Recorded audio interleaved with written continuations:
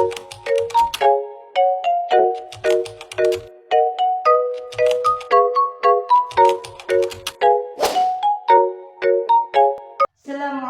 warahmatullahi wabarakatuh. Our topic today is law on sales. Law on sales include facilitating the transfer of ownerships and possession of good, ensuring the delivery of the purchased item, warranty its quality and condition, and establishing the right and the obligation of both the buyer and seller regarding the article of 1458. Ito yung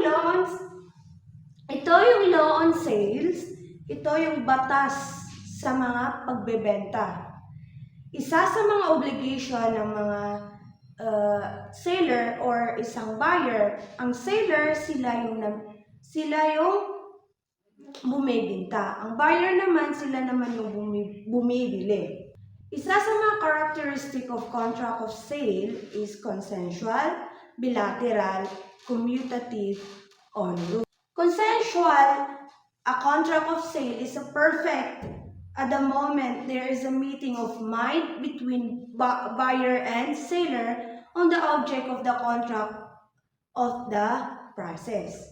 Ibig sabihin, ang consensual, ito yung meeting of mind. Kahit hindi nakikita ang isang buyer or isang seller.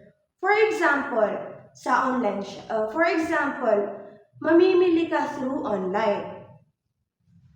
Pag na-click mo na yung buy now, may consensual na yun. Kasi na-confirm mo at may both the seller and the buyer have reciprocal obligation.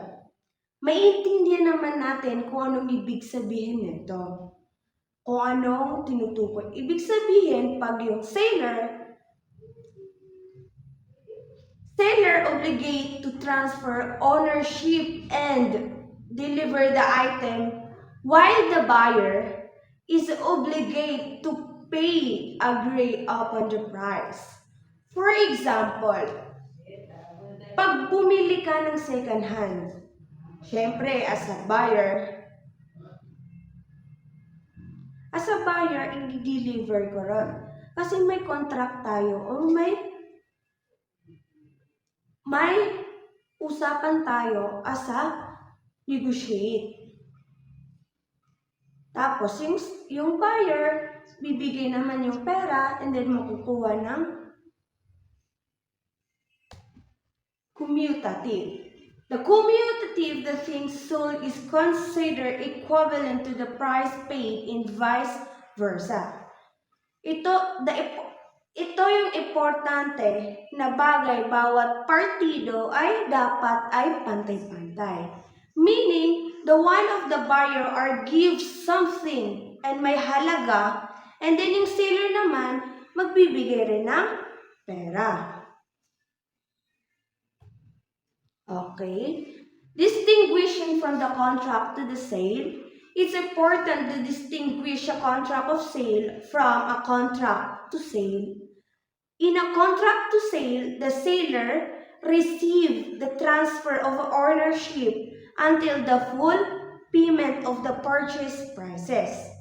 Meaning, they are not yet consulting to the transfer ownership immediately. Elements of contract of sale: essential elements, natural elements, accident elements. Makikita natin sa chart na to, evaluation, multiple choice question about the law on sale. First one is a contract whereby one if the parties obligate himself to deliver something to another whom his part bonds himself to pay, therefore the sum of money is equivalent. Ang sagot dyan is letter A, a contract of sale. When a buyer who bought and divide interest in a thing, he become a co-owner of the things. A, true, B, false, C, somewhat true, D, somewhat false. The answer is A, true, because when a buyer who bought and divide interest things. Siyempre. Number 3, sales in the public auction to the perfect buy. Letter C, full of the manner and any another manners.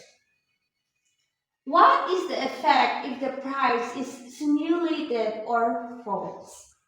The answer is letter A, the contract is void. Okay, assignment. Please respond to the following question based on your understanding of the law on sale. First one is explain the nature and elements of sale. Second one is identifying the right and the obligation of the buyer and the sellers. The last one is motivation.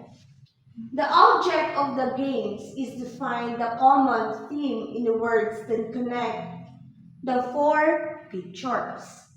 Makikita natin sa first picture, itong first na picture, the first chart of for the pictures, binigay niya yung shinap niya.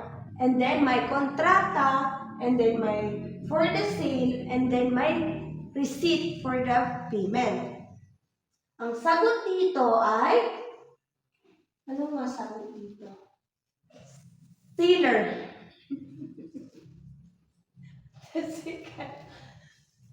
Sorry. The second picture, makikita natin na may isang key handed for communication, the owner and the buyer, and sold. Ang sagot dyan is ownerships.